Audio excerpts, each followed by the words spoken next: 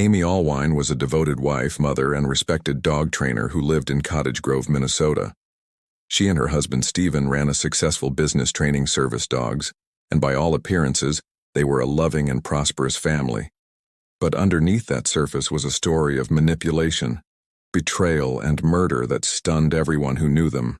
In November 2016, police were called to the Allwine home when Stephen reported finding Amy dead in the bedroom. She had been shot in the head. At first glance, it looked like a suicide.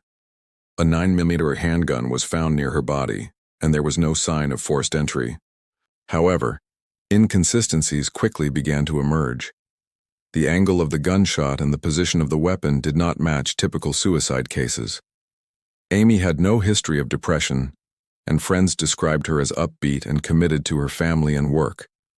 Her death raised immediate red flags for investigators.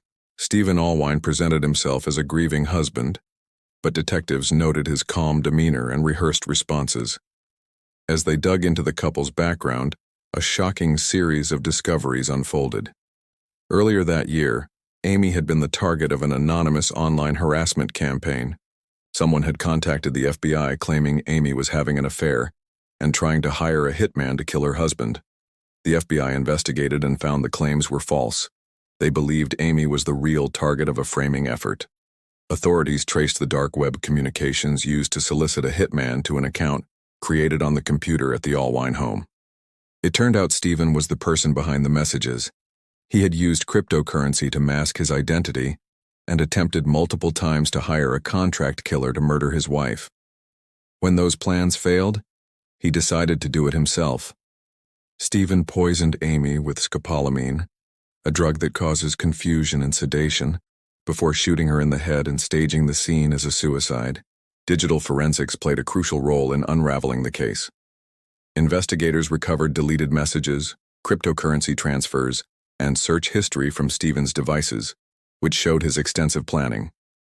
At trial, prosecutors presented the digital evidence and argued that Stephen had grown obsessed with another woman and wanted to eliminate Amy to start a new life. The jury found him guilty of first-degree murder after only a few hours of deliberation. Stephen Allwine was sentenced to life in prison without the possibility of parole.